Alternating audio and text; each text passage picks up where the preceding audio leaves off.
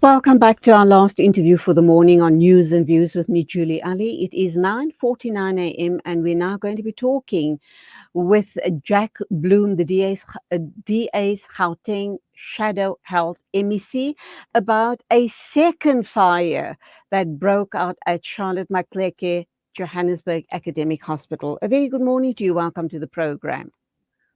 Good morning. Good to be with you. Lovely to have you on the show. However, it is doom and gloom, is it not?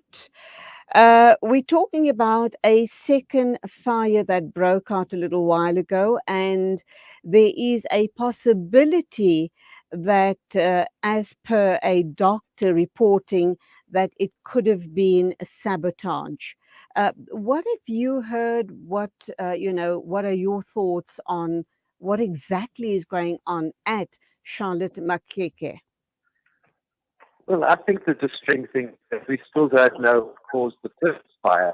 There always seems to be a delay in investigations, and I think the cover-up. So the first fire, which was absolutely devastating, many staff members thought that because it started in the storeroom, it was set in order to cover up the evidence of corruption. So I think we need to know what started the first fire, the very damaging one. And the second fire, I think, may also be corruption. It's very suspicious that they spend 40 million rand a year on security at this hospital. It's an enormous amount of money. Yet they have constant vandalism, stealing, and now a second fire. And, one suspects an inside job and that there are people, for whatever reason, who are trying to sabotage this hospital.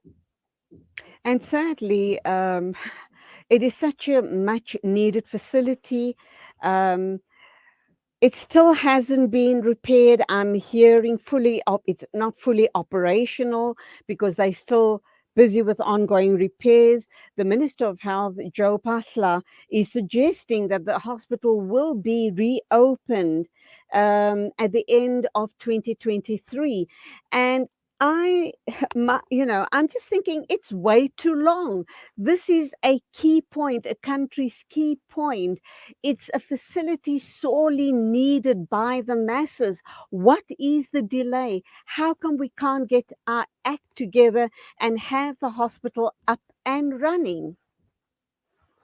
Well, you're absolutely right. In fact, the Gauteng Department of Infrastructure Development, which is notoriously dysfunctional and corrupt, was supposed to be in charge of fixing the hospital. Well, there was a corruption scandal, and there were disagreements with the Gauteng Health Department. Then the provincial government just gave it to the National Health Department to do it. I think, just shows the incapacity of the provincial government. But who says that the National Health Department is going to do any better?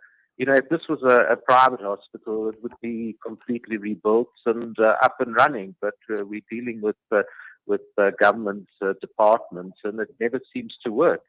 You're absolutely right. This hospital is partial closure of the hospital is causing immense suffering to patients. They really should have been using the expertise of the private sector.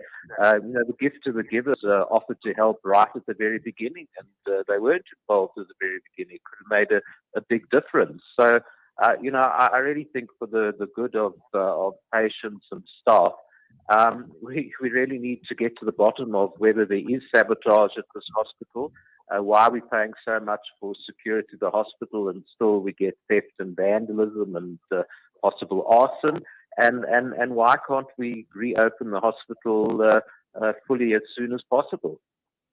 And sadly, nobody's been brought to account for the first fire.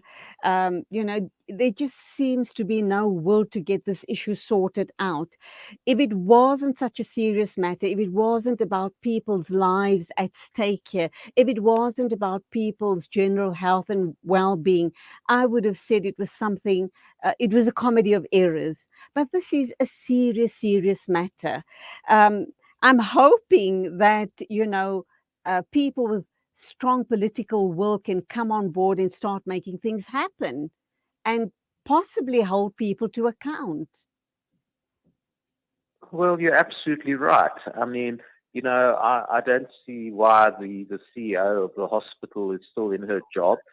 She failed to take the measures to prevent the fire. She hasn't impressed with running the hospital and getting everything functioning again. What about accountability for the CEO of the hospital? Doctors at the hospital are in utter despair, and it's just getting worse and worse with the load shedding.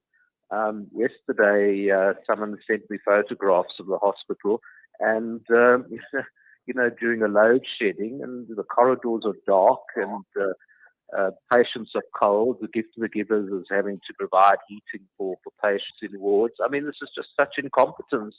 Why haven't they, applied for exemption for the hospital from load shedding? I mean, that's the first thing that should have been done on top of all the other problems. A patient should come first, not bureaucratic interests and all these. I don't know. I think the problem is we don't have the best people in the right jobs. We've got the wrong people in the wrong jobs, and that's why we get what's happening at this hospital, which is an absolutely crucial facility. And the fact that it's still only partially open more than a year after the fire, and we don't know what caused the first fire, we don't know what caused the second fire. It's an absolute scandal. And these are the very incompetent politicians who want to introduce NHI. How is that ever going to get off the ground and make a difference? They've already brought the health facilities to its knees. I mean, let's look at the issue around the Dr. De Meyer saga at Rahima Musa Hospital. I mean, that speaks volumes for what's going on. There's also fears that the continued closure of Charlotte Maxeke could lead to a situation similar to the Life Esidimeni disaster, particularly among mental health patients. And we understand that the psychiatry ward at the hospital has remained closed following the fire last year. Jack, I'm sure you don't have the answer. It doesn't seem as if anybody has the answers to this apart from holding corrupt officials to account. This situation should not be allowed to remain unaccounted for going forward. It's just getting from bad to worse. Well, I absolutely agree. And the tragedy is we've got so many good people in this country. Wits University offered to assist with fixing the hospital. We have wonderful NGOs like Gift of the Givers. If we have very good private expertise. If we cut the corruption and the incompetence, I mean, we could do miracles in this country. But we need accountability from the provincial government, from the national government, and certainly we mustn't go ahead with mad schemes like NHI. They're trying to take over the entire health system, and they can't run a decent public health system. The public health system is already on its knees, and where and how is NHI? Where is it going to take us? I truly am very, very worried.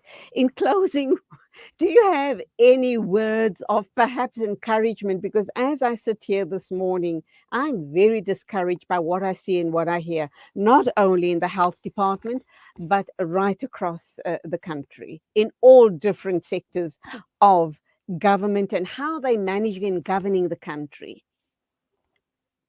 Well, I think the penny has dropped, and there is likely to be a new government nationally and provincially in 2 years' time. It's likely to be a coalition government, and these coalition governments are difficult to manage. But really, when people have failed for so long, when we have this problem of cadre deployment, that's what's destroyed Eskom, basically, the railways. And if you don't put the best people in the right jobs, that's what happens. And we're all suffering from electricity cutouts. So, I think there needs to be political change, and I think voters are waking up, and there probably will be a coalition government nationally and provincially in less than 2 years' time. And maybe that's the glimmer of hope on the horizon, but we all need to survive until that time. And I think that's the only thing that's going to pull the country back from the brink of disaster. Jack Bloom, the DA's Gauteng Shadow Health MEC, thank you indeed for your thoughts on this disastrous situation at our public hospitals. We just hope and pray for a very positive outcome come the next elections. Thank you indeed for your time. Have a good day. God bless. Thank you. It is exactly 10 o'clock, and that obviously brings us to the end of news and views this morning.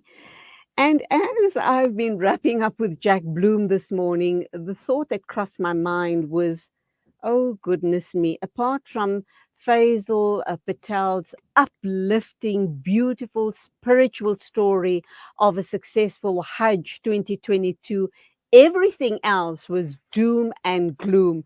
Corruption, corrupt politicians, countries on the brink of collapse. And you kind of wonder, where are we headed for? But let's hope and pray that collectively, the good people in the country will pool their resources, their minds, and their support, and get this country to be great again, inshallah. On that note, then, let's wrap up. Up next is the Juice by Yasin Al Dosari. I don't have the juice number for you, but inshallah, please listen and let it uplift you spiritually, inshallah. A big thank you to the production team. Till tomorrow morning at the same time. As always, it is Assalamu alaikum and Khudafiz from me, Julie Ali.